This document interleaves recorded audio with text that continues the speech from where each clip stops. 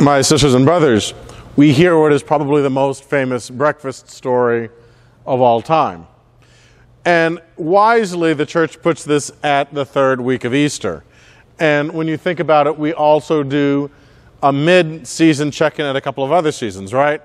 Third weekend of Advent, we celebrate Gaudete Sunday, fourth Sunday of Lent, Laetare Sunday, and so, not surprisingly, right at the midpoint of Easter, we're doing another check-in of what are you up to. We're also how far into the year now? 25%, right? How are those New Year's resolutions going for you? How have the Lenten resolutions gone for you? You notice that Peter was not about spreading the gospel. He was about going back to Galilee and literally went back to his old life. We see him returning to his work that he had known prior to knowing Jesus. After 3 years of wandering around, he's gone back to Cana in Galilee. And it's at that time Jesus comes to him and says, "Come and eat, now go to work." Because that's really what he's told, isn't it? I mean, if we're honest with ourselves, isn't that kind of what it comes down to? Come eat, now go back to work. One of the things that I would suggest that Peter struggled with is when Jesus called him along the sea, as we all remember, of course, we all remember the great calling of Peter. I don't think he had it in mind that he would make this a life mission. He did his time. He followed Jesus. Even took a beating, if we're to believe the book of Acts. So isn't he done now? Hasn't he done his time? Isn't it somebody else's turn?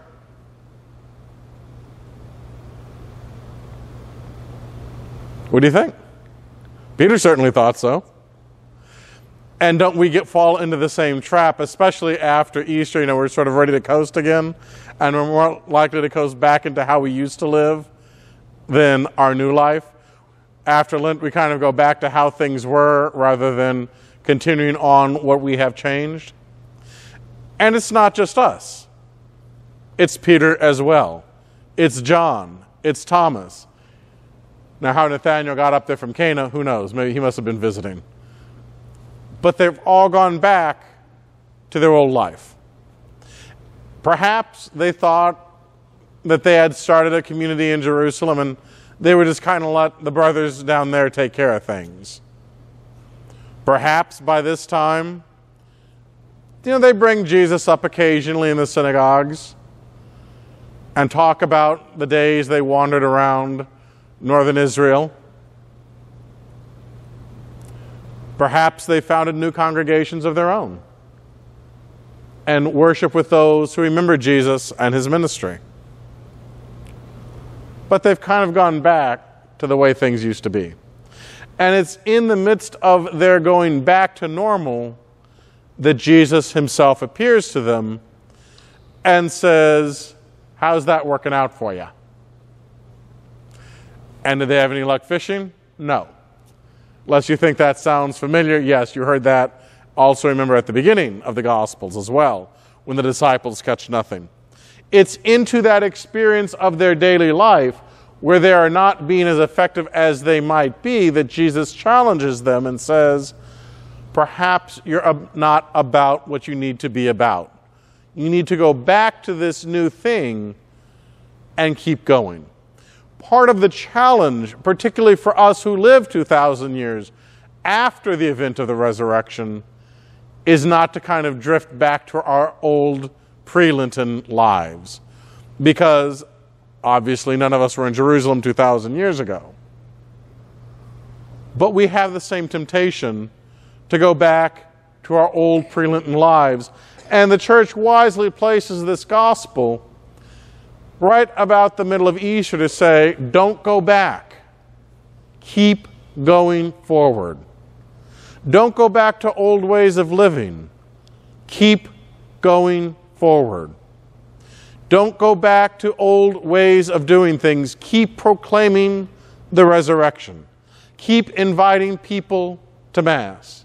Keep inviting people to return to the sacramental life of the church. Keep inviting people to participate with us in our community. Don't go back. Keep going forward. It is in the midst of that dialogue that we know, of course, that Peter's faith is strengthened, and he is reminded of why it was he was willing to go with Jesus to Jerusalem, that he was willing to go to the temple and defy the Sanhedrin and proclaim Jesus anyway. It wasn't because he was superhuman or super smart or better than anyone else. He simply did it for his love of the Lord. He simply did it because he wanted other people to experience what he experienced, the love of God made incarnate in Jesus. And it was being reminded of that that allowed him to go back and to take up his ministry once again. And of course, as we all know, not only to continue to evangelize, but as the gospel told us, eventually to give his life as well. Now, I like what it says is when you were younger, you did what you wanted to do. When you're older, they're going to take you by the hand. Does that sound familiar to anybody? And sometimes, yes, the Lord does lead us by the hand to where we don't want to go, or to do things we don't necessarily want to do, or to go and keep trying to do something when it would be much more comfortable to go back to the old ways of living. But it's in that very simple call and reminder that, Peter, you did this out of love for me, and I want you to keep doing this out of love for me, that Peter goes back to ministry, goes back to evangelizing, goes back to being about those things that God has asked of him. In this Easter season, we kind of make that big push all through Lent to give things up, to change our lives, to go to confession, and we do all of these things to get us ready for Easter. And now that all the dishes are washed, the linens are put away, all the company has gone home, and you're hoping not to find any unfound eggs, it's so easy to go back and to keep going back to our old ways of living. And the Lord challenges us out of our love for him to keep living this new and different life. And in so doing, to continue every day and each day to make the power of the risen Christ a little bit clearer in our lives, so that we continue to be a people who give hope to others, a people who give inspiration to others, a people who invite others to share with us the goodness of God.